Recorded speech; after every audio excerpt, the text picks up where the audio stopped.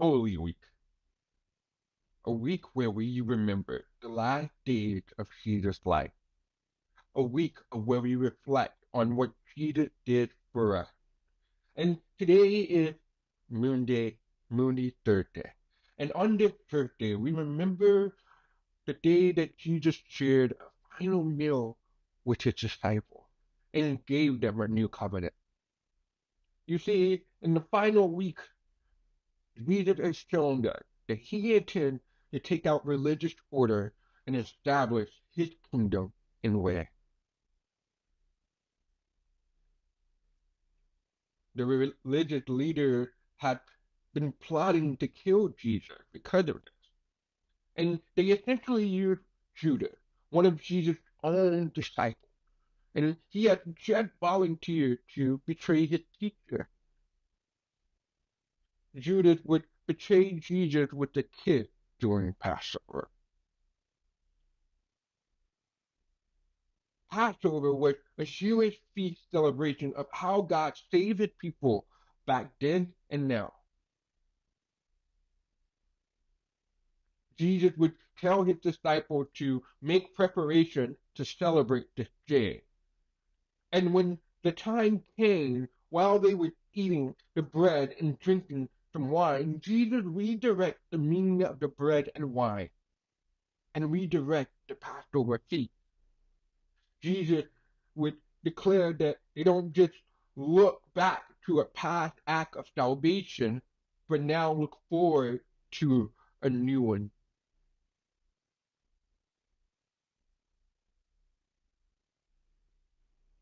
Jesus took the bread and said, "This is my body, given for you.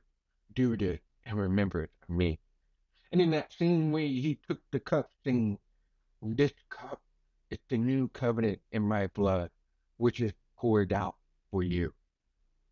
You see, God's covenant on the first Passover promised freedom. And now, at that same meal, Jesus makes the new covenant and promised that by the sacrificed body and blood of Jesus, God's people will be freed once again. But first, they must accept and follow Jesus as their Lord and Savior. And a lot happened after this moment. You see, Judas leaves the dinner to betray Jesus.